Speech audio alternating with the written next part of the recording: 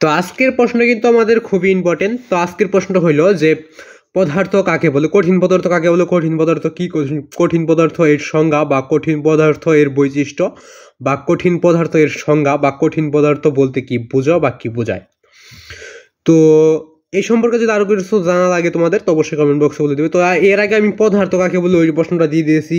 তো এর পরবর্তী প্রশ্নটা হবে তরল পদার্থ, তারপর রয়েছে বায়বীয় পদার্থ, তারপর কঠিনটা তো আজকেই দেখাই দেবো। কঠিন পদার্থ কাকে বলে, কত প্রকার ও কি কি, এটার সংজ্ঞা বা এটা বলতে কি বুঝো। তো বায়বীয় পদার্থ রয়েছে, তার একটা তো পদার্থ কিন্তু তিন প্রকারই।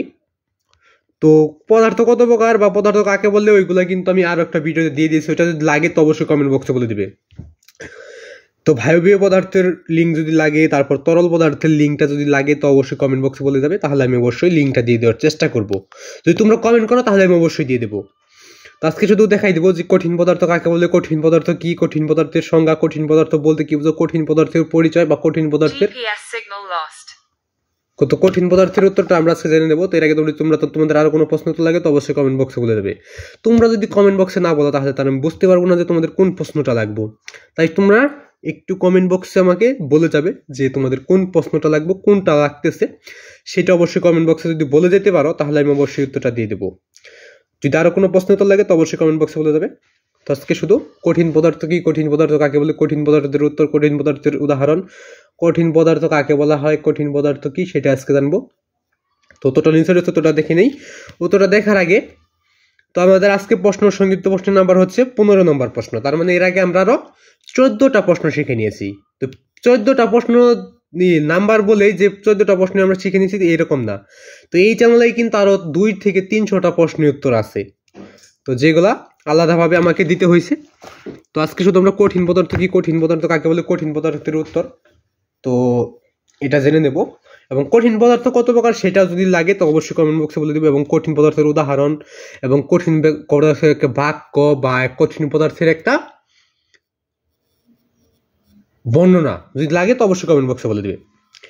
তো এবং সকলের প্রতি আমার সালাম, আসসালামু আলাইকুম। তো সকলের সালামের জবাবটা অবশ্যই দিয়ে যাবে। এবং তোমাদের সাপোর্ট ছাড়া কিন্তু আমি ইউটিউবে টিকে থাকতে পারবো না। তার জন্য কি করতে হবে, তোমাদের অবশ্যই চ্যানেলটাকে সাবস্ক্রাইব করে অল নোটিফিকেশন অন করে রাখতে হবে। তোমরা সাবস্ক্রাইব না করলে আমি ইউটিউব থেকে আমাকে হয়তো একদিন বিদায় নিতে হবে খুবই তাড়াতাড়ি। তো তোমরা যত বেশি সাপোর্ট করবে তোমাদের মাঝে আমি তত বেশি থেকে দেওয়ার চেষ্টা করবো। তো আজকের কঠিন পদার্থ কি, কঠিন পদার্থ কাকে বলে, কঠিন পদার্থের উত্তরটা দেখে নেওয়া যাক। উত্তরটা দেখো এই যে এখানে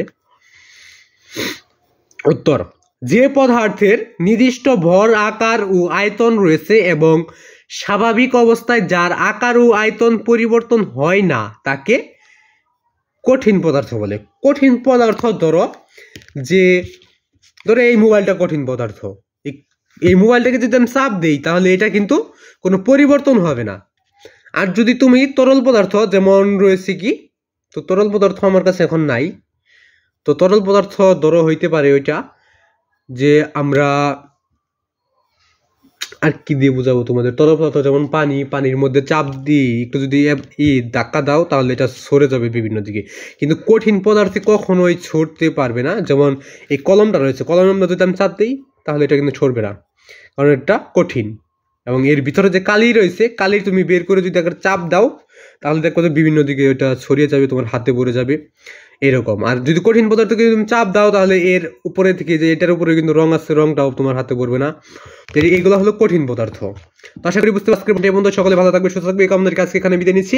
তো সকলে চ্যানেলটাকে সাবস্ক্রাইব করে নেবে।